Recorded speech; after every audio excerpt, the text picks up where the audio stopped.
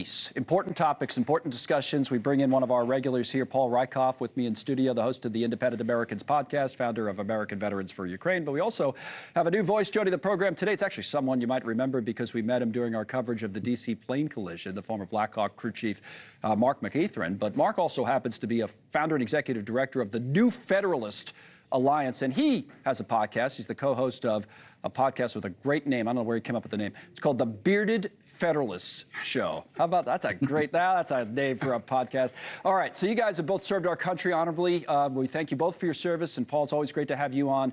I think you see the world differently. I thought this would be an interesting conversation to have on a day like this. Paul, you go first. I know Ukraine's a very important issue to you. Do you think, from what you've read and seen, heard the comments, some sort of a breakthrough's been reached today that might end the war, or we're getting ahead of ourselves? Maybe. I think everybody in the world would like to end the war. The question is under what conditions. I think we got to remember, in the context of these conversations in the last couple of days, the Russians are the bad guys and the Ukrainians are the good guys. When we talk about Putin, we're talking about somebody like Stalin, somebody like Hitler, who's a tyrant, who's a war criminal, who aggressively invaded a sovereign democratic neighbor. So the question is, if there is peace, what does Ukraine have to give up? And as I always ask you, put yourself in their shoes. If we were at war and they said, yeah, you know, we're going to have peace, but you have to give up Texas or you have to give up California. Right. The terms of what this deal looks like are going to be critical here, and we got to make sure we don't normalize Putin as a rational actor that we can trust. He's no friend of America, he's no ally, and he's somebody who can't be trusted. All right, Mark, what's your point of view on this? A, on the news we've heard today from the president, and B, how you think this war should be ending and America's involvement in it. Yeah, first let me say to Paul, I've personally benefited from the work that Paul has done as a veteran, so a big shout out to him, what he's done there, and so appreciate that. I agree, like we need to negotiate from a position of strength. I think that's going to be really important, and Trump has done actually a very good job at coming out and laying down a position of strength from America's position. What does that mean exactly to you? What do you mean position of strength? Like, what do you like about what he's done specifically? So one of the things that I like, there's a dichotomy you can see actually between him and his Secretary of Defense. One of the things that we are seeing is Hegseth, he came out and mentioned about things that they probably were not going to get. And rhetoric like that is actually negotiating from a position of weakness, where Trump has come out and said, we're going to do this, we're going to accomplish this, we're going to get things done. And so the rhetoric that he's coming out from as a position of strength is going to be really helpful going into these negotiations. And we see them already coming to the table over it. So that is interesting on the Hegseth comments. Paul, you weigh in on that. I know you have your own thoughts on Hegseth. I think yeah, we could do this on the tablet because I have a look at some of the maps. Broadly speaking, Russian-held territory in Ukraine, and then if you look at it on the other side, Ukrainian-held territories might be a better look at it here with the Russian advances into Ukraine and the claimed Russian advances. Everybody's wondering where the lines will be drawn on these maps, and Hegseth says we're not going back. To Mark's point, he says we're not going back to 2014. That's for sure. Yeah, I'd like to see Trump and Hegseth be stronger and say the way to peace is for Russia to get the hell out of Ukraine and stop bombing their cities and killing their civilians, because that's what's happening right now. While we're talking about negotiations, there's no ceasefire. Putin is still bombing away on Ukrainian cities right now as we have this discussion. So this is not a both sides kind of argument here. We're talking about a brutal war criminal tyrant who's killing women and children every day and a guy who's trying to defend his homeland. So to count them as kind of equals in this situation, I think is a bit of a... Oh, you think Trump's doing that? I think they are, yeah. I mean, they're making it sound like Putin's someone we can trust, we can negotiate with, we can reason with. Maybe that will be a breakthrough. Maybe that will all of a sudden happen now. But so far, this has been a person that's been, attacking American interests, everything from cyber attacks to meddling with our election to threatening our allies in NATO. So this is not a person we should normalize. And if we want to be really strong, let's tell Putin to get the heck out of Ukraine, then we can negotiate. To that point about NATO and whether Ukraine would ever fit into it, before Mark responds, let me go to Hegseth, who we just spoke about. He's in Brussels today, making some points about that. Here's the Secretary of Defense. Let's listen. The United States does not believe that NATO membership for Ukraine is a realistic outcome of a negotiated settlement. Instead, any security guarantee must be backed by capable European and non-European troops.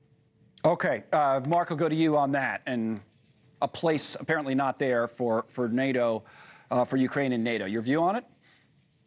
I think that's a good stance to have. That just really increases stressors between us and Russia. It's not needed, and also, honestly, Ukraine has not proven to be a trustworthy ally in a lot of ways. In what ways?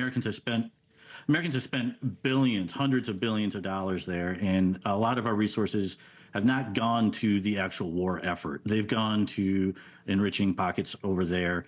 That's just not true. That's not true. I mean, a high proportion of the money is going into American defense contractors who are sending missiles and weapons to Ukraine. I mean, I think that's part of the Russian propaganda that we see echoed too often in media and sometimes even echoed by people in this administration. I mean, the key now is drawing a line and standing with Ukraine and not cutting their legs out from under them, saying we won't let them in NATO and they've got to fight it on their own. I mean, Hegseth's also taking away weapons while he's having this discussion about negotiations. So now's the time to be strong and put Putin on the defensive rather than putting Ukraine on the defensive. So the question then is, if you do that, do you ever get an end to the war, right? But Mark, what would your, to go back here to the points that you were making, what would your approach be then?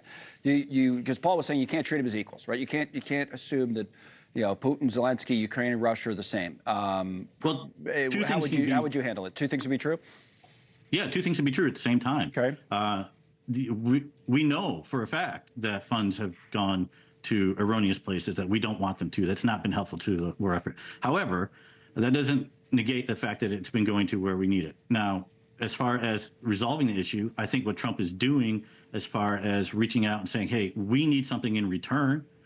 We need you to put skin in the game on our behalf, and we will put skin in the game on yours, is going to be a powerful thing as well. So what he's doing with these mineral rights and the resources over there that will really help our economy, that's going to be helpful too. So yeah, he's got the Treasury Secretary Bessent's over there. So Trump's thing is trying to make this into, and this is how he operates. He's trying to get something out of it. It's not a golf course deal. I mean, you can't tell Ukraine, hey, we're going to give you peace if you give us your minerals. I think the only thing we might agree on is I think it's good to put pressure on Europe, right? Europe can definitely go from 2% to 5% in terms of putting in fuel, putting in weapons. Well, that was Trump's overall argument with NATO for years. That's a good outcome for everybody. He was right about that part of it. Yeah, I think that's a good outcome for everybody. If we can get Europe to do more and shoulder a heavier weight of this, but they're also recognizing they may have to because America is going to pull out. If we don't achieve peace and America stops sending weapons, it's going to be on Europe to hold the line so Putin doesn't roll into Poland or other parts of Eastern Europe. What do you guys think? Do you think that Trump, in the way he goes about this, Mark, you first and then Paul, whether it's this negotiation or even with the Middle East, just the way he goes about this, that there's there's more of a chance of something actually getting done. This whole idea that, in the Middle East, for example, he said, well, it's going to be hell to pay, and they're afraid, well, you know what, maybe he would do something. Or that this idea in Ukraine that Ukraine thinks, well, we better cut a deal because if we don't, he's going to make it even tougher on us because he doesn't see it, to Paul's earlier point, as kind of a one-sided thing. His approach is different. Mark, do you think it's effective? I think it will be. I think, like what Paul said, the pressure on Europe that needs to happen, and I think it is happening. So that's going to be a big component. The pressure on Zelensky is happening. The pressure on Putin is happening. I think Trump is hitting all of the right spots. He's learned a lot from his first term. You know, he made a silly promise during the campaign that he can solve this in 24 hours. He's learning that that's not the case. Right. But I think he's doing all the right things to make this happen, and it's just going to be a matter of time. It's not going to be 24 hours. Right. But I think we can see a resolution soon. You know, I mean, we don't know for sure what went on in those phone calls. I just thought today the way that it was phrased, that this could be the sign of a breakthrough. Paul, last thing for you. So if you're not going to treat them equally, right? So it'd be one side or the other. How do you get to the end game in all of this? I mean, what if, if Putin just says, because if you think about it, it's been kind of this stalemate forever, right? So if you status quo, go ahead. Yeah, no, I mean, I'm saying the lines haven't moved as much for years, but go ahead. So how do you get to the end game? I mean, you get to the end game with power and with alliances and the way America's always done it. You rally the world against a tyrant. That's what we did in World War II. It's what we did against Saddam Hussein. It's what we've done over and over again. So what Trump has an opportunity to do is actually rally Europe, rally all of our allies and put Putin in the corner, not try to make it a both sidesism where we're talking about like a golf course deal here. I mean, talk is easy, results are hard. Trump knows that when he said he was going to create peace in 24 hours. He knows that now when he talks about this dream state for Gaza, even shutting down the border. I mean, he's talked a big talk, but at the end of the day, he's got to produce results. And I want him to succeed here. If he can get peace over there without totally undermining Ukraine and forcing them to give up what they've fought for and they continue to die for right now. Will they have to give up some land, though?